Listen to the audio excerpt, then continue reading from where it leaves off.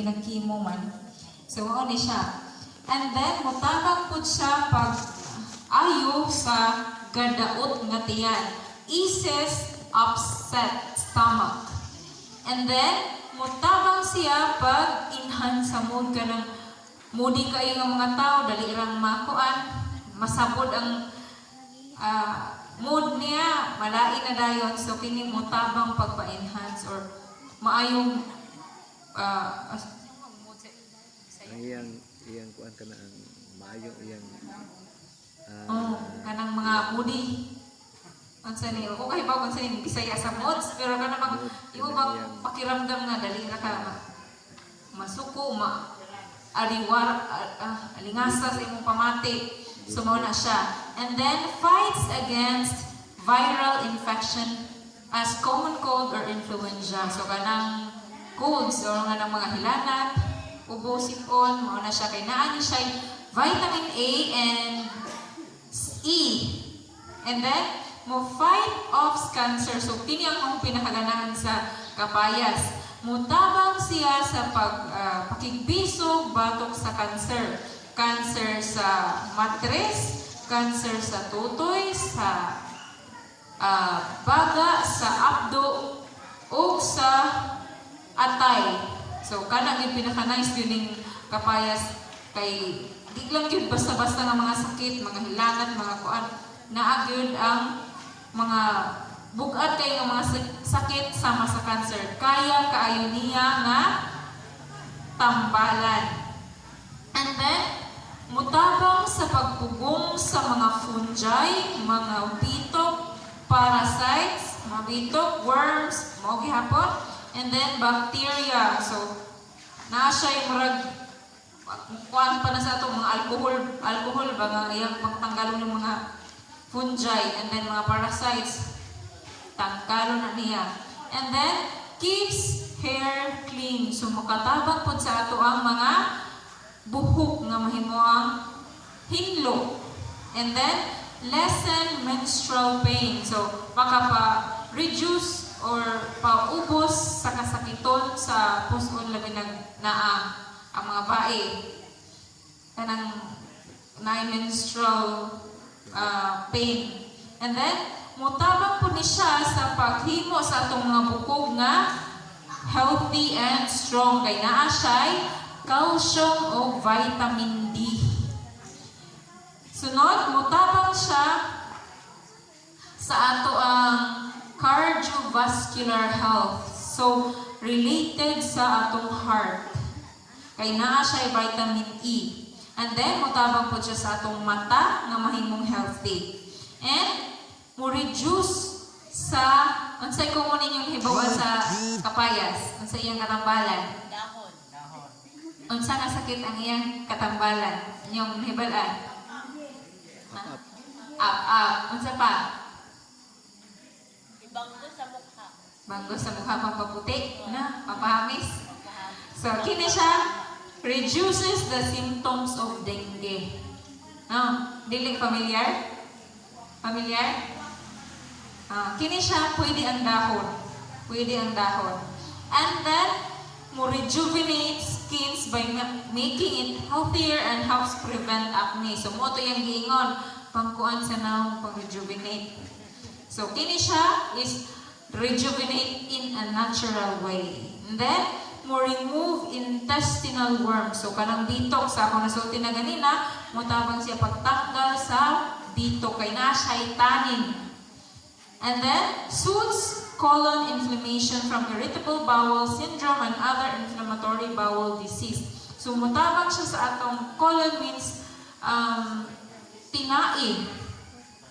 Katong na yung mga inflammation, mga naghubag, ingana. And then, mutabang po siya sa pagtambal sa sakit-sakit sa panit or gitawag siya eczema. Kaya na siya anti-inflammatory properties. So, katong akong gibasa, ang pamaagi to is imo siyang gilaga. So, naapoy mga sakit nga atong katambalan sa dahon nga gipuga. So, duha ni ka pamaagi ang sa kapayas. dahon nga gilaga, mao na itong mga sakita akong gi-mention ganina. Nya, ang dahon nga gipuga o gidugdog nga gipuga, mutabang ni siya sa pag-cleanse atong mga panit. And then, mutabang siya sa atong mga buhok nga nagauga. And then, mo boost platelet. So, katong mga niubos nga mga platelet tungod sa dengue, mo bitamin ko ng doktor, niubos nga platelet nimo kinahanglan nimo nga kuan ni mauna. So mao ni siya mutabang pud pagpataas sa platelet. And then mutabang pud siya sa mga samad-samad nga dali ra siyang maayo. Heals wounds faster, especially in diabetics. So katong mga diabetison nga mga tao, pwede gyud ninyo ugaling man simba ko masamad. Nya wala mo'y kanang tambal nga mahunahunaan nga madali ra bitaw ninyo kay kini kapayas na harap kini sa tong palibot. So kini pwede na ninyo ipuga kay leaf juice man ang no dire. And then katong promotes hair growth, strengthens hair shaft, and wards of baldness, thinning, and dandruff. So katong nagakaupaw, katong adunay kaspa. And then, mutabang siya sa pagpadaghan sa pagtubo sa buhok, ang mga nagtubo nga buhok. And then, unsa may angay natong likayan ani nga kanang panambal nga kapaya. So, tanan nga mga herbal na ang na siya limitations. Di ta mag-ingon nga, okay na kay herbal man na. Pero, diri sa libro, gitudluan yung unsay angay natong likayan sa matag usa ka dahon. So kini siya kining kapayas ningon dere, pregnant women should avoid papaya leaf juice as it may induce abortion. So niingon diha nga ang kapayas magbantay ta kay ugaling niingon nga ay katong speaker ra ba kay ingon ra ba to nga pwede katambal kapag naa kay dengue. Unya, wala sila kahibalo nga ang nadinggi buntis.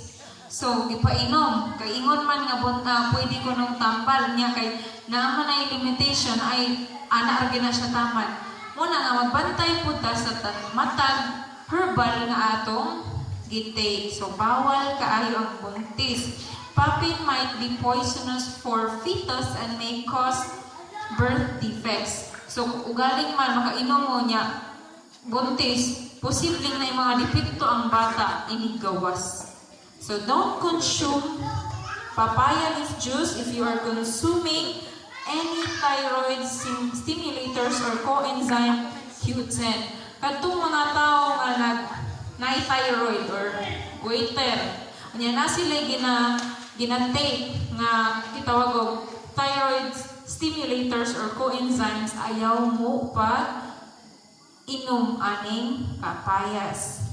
And then papin enzymes in leaves trigger some allergies. So ang uban po labi ng mga sensitive kaayo ng mga tao ma-allergy aning papayas. So bantay-bantay po ta dili kay pasagad ra kay mo may giingon. So kinahanglan hibaw-an sa nato ang limitation sa matag herbal. And then, usa nato siya, itay nga, ay, pwede di ko kaayo ani kay wakoy nalabag sa angay nato nga bantayan. So, maura na to ang ako ika-share.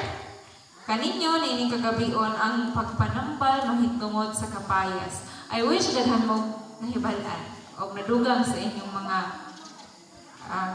kaalam.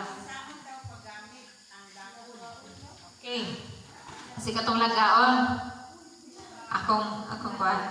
Ang katong lagaon giingon dere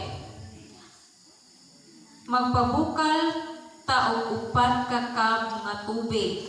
And then butangan na to 5 ka dahon until ato siyang pabukalon until liquid is down to half. So gikan sa upat may mo na lang siyang duha. Or pagtanaw ninyo sa inyong kaldero nga murag layo-layo na gini nangatunga na sa inyong gisabaw. So, na to siya, pwede na siyang strain, and then pwede siyang imnon. And then, kung naamoy dugos, mas maayo inyong dugangan o dugos. Nya, pangutana, kung saan na po itong sa leaf juice? Kay naagi na siya insakto nga sukod. So mag-blend ta og napulo ka dahon sa kapayas and then usa ka cup sa tubig. And then ato na po to siyang strain ang juice and then kung gihapon mo dugos mas maayo nga inyong butangan ko. Pero kung walay dugos, ayaw lang ninyo butangig asukal. Mo lang ginaka ikakuanan. Before mo inom sa tambal, ayaw kalimti ang pag-ampo. Kay ang Ginoo magagamit ra ani nga mga tanong sa atong kaayuhan. Pero siya ang una nga mulihok alang sa atong kaayuhan. So, maura kadto akong ma-share ninyo og daghan kayong salamat.